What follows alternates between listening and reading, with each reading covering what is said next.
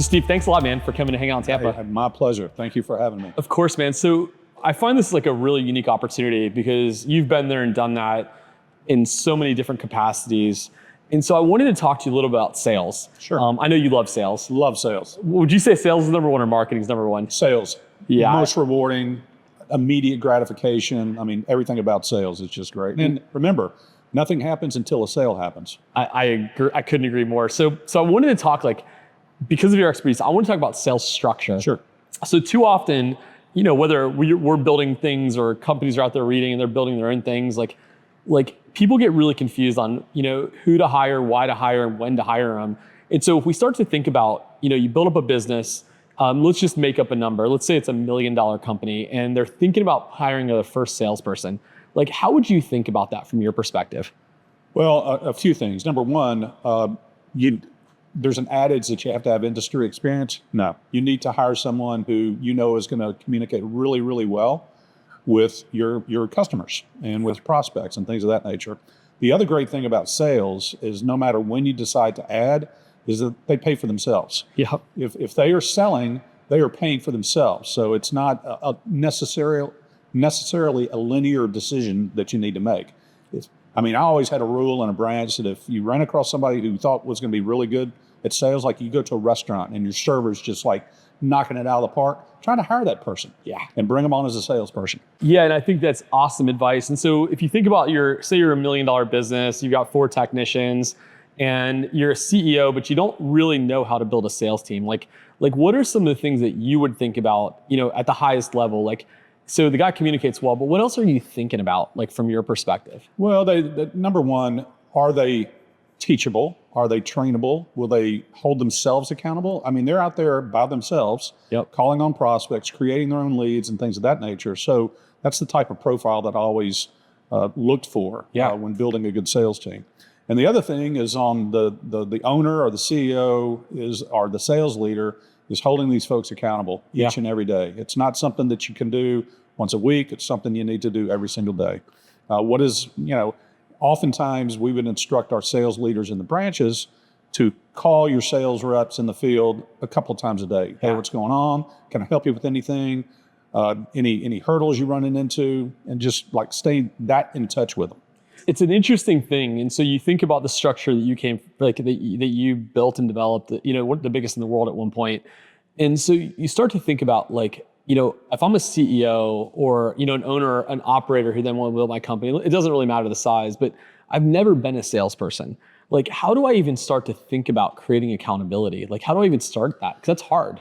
It is, but you can develop the metrics that you need. It starts with what is your overall budget? How quickly do you want to roll? How quickly do you want to grow? Yep. And then what are the metrics that will get you there? And so we typically would say an average outside residential salesperson, we want you to see eyeball to eyeball at least 6 people a day. Yep. And with those 6 people a day, we want you to at least offer 10 proposals because you have multiple services to propose. And then out of that, you should generate a couple of sales, a couple of recurring contracts per day. So that's kind of the mantra that we had. Yeah. And holding folks accountable to that was important. And by the way, Seth, of those 6 people that you want to see today, maybe 1, maybe 2 are an inbound lead. The other 4 you've got to create yourselves. And so you've got to look at former customers, look at lost leads, look at referrals, look at all the things that all of these potential prospects that are within the 4 walls of the branch. Yeah, and it's interesting to hear you say it because you think about, again, you ran the biggest organization in the world at one point in our industry. And so the fundamentals that you operated with are the same fundamentals that I think an SMB company could operate with today. Sure.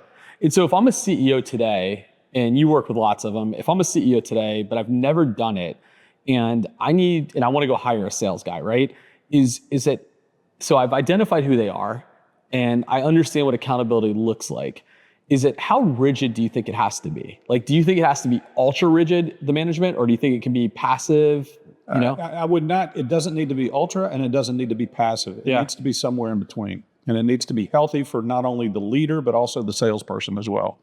To browbeat somebody because they only did 5 calls today and they only offered 8 proposals and they didn't make any sales, that's not a healthy environment. Yeah. And the other great thing about this industry is everybody's willing to share. Everybody's willing to coach. Everybody's willing to impart the good things that they do, as long as you're not across the street competitors. So this industry is full of great people who will listen to what the CEO is looking for, help him or her along, and just provide great content to build. Yeah, I would agree 100%. And like one of the things that we also hear all the time, and I'm sure you do this constantly as well, is what about the other side where we say, hey, technicians should start selling? Like, what is your belief around that? I always believe that everybody in one way or another is in sales. Yeah. Even if it's just creating genuine, authentic, relationships with your customers and using that. But if we had technicians that simply just wanted to pass along a lead, that's fine with me. Yeah. If we had technicians that wanted to fully make the sale, that's great. You're going to have a balance. Some people are just not necessarily really into sales. Yep. But if all they're doing is capturing the name and number of a neighbor and providing that to the sales leadership to provide that to a salesperson, that's great. Would you, at the highest level, would you recommend a company trains their technicians in sales, or do you think it's more effective to train them in just good communication? Good communication. Because good communication will often lead to sales opportunities. Yeah, I would agree with you. And one of the things we see all the time, and people are like, well, teach the technicians to sell. And what we've seen over the years is technicians tend not to really want to sell, but the driver to this conversation is you go onto social media, and if I made a post today that says, how many of you are technicians sell? You always get the one or two people that are like, my technicians sell and they're the best sales reps. And I think that it's influencing people to try to press against their technicians' profiles and try to force them to sell. And honestly, it drives them out of the business in a lot of times, or just drives disappointment. And it can, but the other side of that is if I'm a technician and I've got a customer who's a general insect control customer, and I see mosquito breeding areas and I see mosquito activity, or if I see rodent activity, just a mere mention of that recognition of an additional problem in and around your home or business often leads to a sales opportunity. I couldn't agree more. Yeah. So I wanted to kind of like shift a little bit. So we're talking about like at the smallest level, right? Like the growing business, how to hire a sales guy. So if we went all the way to the highest level, so in your tenure running Terminex, you guys had contact centers, you had everything. Yes. And so one of the questions that we're always dealing with is like ratios. And I don't know if how much you ever thought about like the ratios of like contact center people to managers to salespeople. Like, is that something that you guys would usually dive into? Oh, absolutely. We had a process. It was called a trimester budget. So every 3 months, every 4 months, we would go into just excruciating detail about how many customer service people we had per branch, how many inside sales people we had per branch before we centralized that, how many outside sales people we had, how many technicians. I mean, it went down to the body. Yeah. And all folding into what the growth goals of that branch were. So how did you think about that? I mean, how would you think about the number of CSRs you would have, or the number of sales reps that you have? Like, was it just simply a function of your budget is this and that equals our growth and we know that we'll get to 80% of our budget, or was it a more thorough process? More thorough than that. And I mean, we would literally, let's just say CSRs. That's the best one. It would be a number of customers that they were supporting. So let's just say, easy math, you have 1,000 customers. Yep. And let's just say that a good CSR is capable of handling a couple of hundred of those over the course of a month. Well, you do the math, that tells you how many CSRs you need. Yeah, and that's so we have studied this immensely, and so what we have come to from a math standpoint is that historically we would say, in general terms, is that for every $1 million of revenue you would need a CSR, right? Now, and we're talking about general pest, right? Maybe some other ancillary services. Right. And I think as we've progressed with technology, we're probably closer to a CSR per like $1.2 million to $1.5 million. Yep. Is that similar to what would play true for you guys? I think definitely. It's just, it's doing math with different denominators and numerators, right? Yeah. So, but it's definitely the concept of how we would do it. Yeah. And then when you take a look at growth, I mean, I always voice my opinion that our sales rooms, our sales census, our sales number of salespeople was too low. Yep. Like, we had 1,500 people that were involved in sales. I wanted 2,000. Yeah. And I wanted, if you were in a branch with 10 salespeople in a good market, I wanted 14. And you're always looking for salespeople, always looking for sales talent, because what I said on the onset, they pay for themselves if they're good. Yeah, it's so interesting you bring this up. So yesterday I was in a discussion, company, $26 million company that we happen to be able to support for years now. And this is the exact question. So the exact question was, Seth, they've got their own contact center, they've got their own CSR team, they're actually in different states. And the question was, how many more people do we need? Yeah. And the question I asked, and this was really their sales org, and in this scenario, and I'll give you the scenario here, they were losing on new leads, their call to answer ratio was only like 78% of new leads. Yeah. Terrible, right? Yeah. And they're all a pay-per-click company. And so we did the math based on their close ratio. They were losing around $120,000 a month. Wow. And so the question was, how many people do you hire? And I said, this is the wrong question. It's like, how many people can we hire? Exactly. And so it's interesting to hear you say it, because I think too often when you're a financially driven CEO, you're worried about sales being the expense. And so in this scenario, my recommendation was we hire as many as we can right now. Yep. We actually set up a sales training program that starts in 14 days. The recruiter's job is to fill that room, and we speed them up as fast as we possibly can. Absolutely, great advice. And people were like, these guys were like, whoa, that's a lot of work. And I go, we're losing $120,000 right now. Right now. And with today's technology and the dashboards that we can build, you can manage this thing down to a minute. Yeah. And how many leads you get, how many inbound leads you're getting, how many creative leads your people are generating. All of these things can be so well managed, and they just become so beneficial because you've got full visibility into those levers that you need to pull and buttons you need to push to grow your business the way you want to grow your business. Yeah. So it sounds like back when you guys built up Terminex, it sounds like that there is, was it more of a philosophy, or was it more of just absolute quantitative decisions? So I looked at it quantitatively. Yeah. A branch manager looks at it differently because his or her bonus depends upon, at the end of the day, profit. And so, when things were a little bit lean, guess who the first people to get cut were? They were salespeople. But you could not, I could cite chapter and verse of the math you need to grow your business. There's two things that influence it, really three. Number one, you get new customers. Yep. Number two, you take care of the customers you have. And number three, you sell more of your services to everybody. Yeah. And it's not rocket science. And if you're doing that, and you're taking good care of your customers from a service perspective, then you're going to be able to grow 15% or more easily. You know what's interesting? So, you were involved. You were involved in some meetings the last couple of weeks, and there was some comments made by some really successful people. And during the meeting that we sat in, you heard a very specific thing that said, "Look, if you're doing well, go try something else and go harder." You were there. Right. And I'm like hearing that resonate even, back 15 years ago when you were doing this, right? Yeah.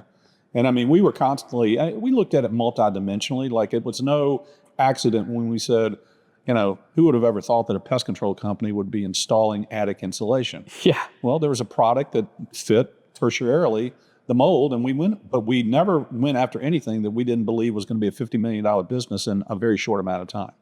Yeah, it's an interesting way to think, isn't it? Yeah, it is. So with these, and because I think this could really be beneficial for some people. So if you think about a branch manager, and so you've got a branch manager who is bonused on profit, and that's most companies, right? They're bonused on profit. And how do you change the mindset for them to understand that by keeping the sales reps, maybe their bonus structure, maybe they're not going to make as much money now, but in a year, 2 years, 3 years, they're going to be a leading branch. Like, how do you even have that discussion? Well, and as you well know, in any business, it is hard, and especially when you're in a branch-based distributed model, you're going to have really good branch managers, and probably 10 out of 10 times they're going to be the ones that are always looking for that next great salesperson. Yep. And then you're going to have really not so great managers who are looking for, penny wise, pound foolish ways to try to get to their bonus. And by the way, most of the times they never get to their bonus. Yeah. Because they're looking at it the wrong way. I see it so frequently. Yeah. So frequently. I mean, you look at these businesses and you watch these guys that are pushing services to the next month, or they're pushing their bills into the next month to make like a $100 extra. Yeah. It's incredible, to see it. Yeah. Well, and I mean, we always did in my opinion, a really good job of rewarding those who subscribe to the philosophy of growth is not an option, and the best way you're going to grow is through a good, robust sales team. Yeah. With good, robust sales leadership. How did it, because you guys moved from a decentralized sales process to a centralized contact center during your tenure, right? Yes. How did that impact the business? Because a lot of people are thinking about that today. So there are growing pains. Yeah. How is someone who sits in Las Vegas going to sell a pest control service for me in New York? Not going to work. Yeah. But we overcame those things. I mean, the good news is that in a centralized model, if you had 50 inside salespeople on the floor, they were all trained the same way. Yep. They were all held accountable the same way, and they were all in varying degrees of success. And it was just, at the end of the day, so much easier than having 50 inside salespeople in 25 branches. Yeah, it was. And so did you guys ever end up solving the problem of someone in a contact center in Las Vegas selling in New York? Like, did you ever solve the problem to where you were like, man, we nailed it? I don't think we ever nailed it, but we made progress. There was always, Terminex was a quote unquote a continuous improvement type of organization. And it all relates to the training and the granularity of the training, so that when someone in Las Vegas could see that they were dealing with a customer in the Northeast where pests are different, pest pressures are different, service models are different, if they recognize that, then they nailed it. Yeah. But it's the person who sold it in a homogenous way every time, no matter where the call was coming from, not so much. So after I left the pest industry, after I'd sold my business, I had went into the healthcare sector and senior living, and we ran a consulting firm and we were the industry leader. But one of the projects that I ended up working on was very unique. And so it was for the largest senior living company in the US at the time. And they were trying to centralize contact centers. And so senior living is a very emotional buy. It's very, very emotional. So you're dealing with a adult child who is trying to make a decision for their parents. Their parents probably should have moved years ahead. They're going to the house and there's no food in the fridge and all these things. It's very emotional. And so we ended up solving it in a very unique way. And so what we ended up doing is that within the CRMs, and again, this was the largest company in the US at the time that we were consulting for, is that every time somebody called in, is that we were able to identify the area they were calling from. And the second that person said, hey, my mom lives in this other city, the second they put it in is that it actually gave us landmarks and things to talk about right within the system. And it was a database. It was amazing. Yeah. The harder thing, and so it did well. And so the adult child would call in, the parent, the sales center would answer the phone, and they would start to have a discussion related to what's going on in the local market. Now, this was a simple database. If it's this city, pull up these 3 items, right? And it worked well. I think it could have worked tremendously better. But the interesting thing about the entire concept was the fact that the person had a little bit of a belief that they were sitting in that seat. Now, the biggest issue we dealt with was that they didn't sound right. And that was a huge problem. And so the person didn't sound right. So you'd have somebody talking from, at this point, they were in northern Texas, is where this contact center was. And so they're talking to somebody in New York. Yeah. They didn't sound like New York. Right, and we never did solve that, but we were able to stabilize the ratio of leads to tour, which was our number 1 ratio. We were able to stabilize that, not all the way as good as local, but the cost savings was amazing. Yeah.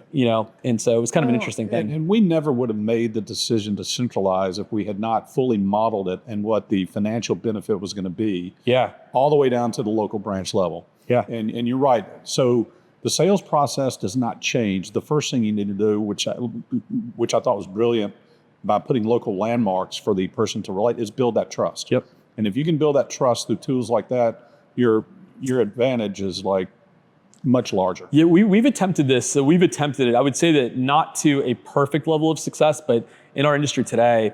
But it's done in a more unique way. So the contact centers in our industry are a little easier, I think, because it's not as emotional. But I can tell you where we've attempted where it doesn't work well is that like in the Northeast. So in the Northeast markets, people, even if you're 5 miles away from an office, they believe you're not local. Right. And it's a very unusual thing. And so we've attempted to solve that. We've attempted this New York City to solve the understanding the geography of New York City. Yep. It's very difficult. It is. And I mean, people would always use that against the larger companies. Well, you're national. Well, it's not like we airlift technicians and management into every single branch every single day.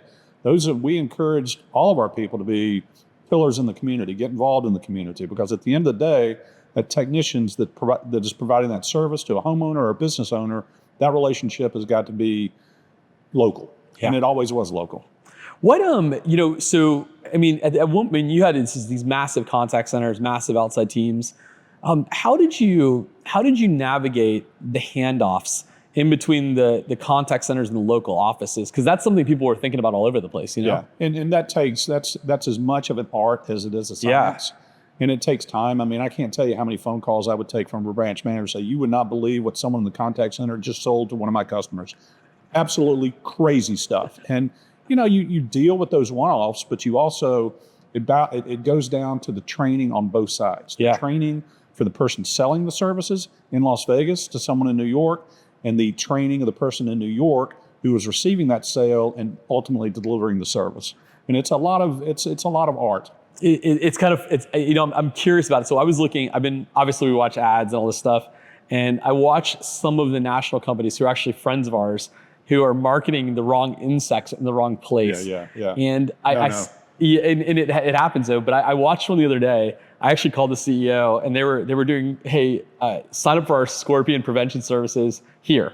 Yeah. Right. And I call him and I said, dude, you know what you guys are doing? He's like, yeah, you guys have scorpions in Florida. He's like, we did the research, you have them. I said, no, we do, but they're not something you would ever see at a house. Like they're going to be in the middle of the woods and you hardly ever see them. I said, in my entire tenure in this industry, I might have seen the scorpion once ever on the field, but it's interesting. So, we made, I mean, you learn from the failures that you sometimes self-inflict. And, that things like that used to happen all the time, but we learned, and, we obviously adjusted playbooks to prevent, knuckleheaded moves like that from happening in the future.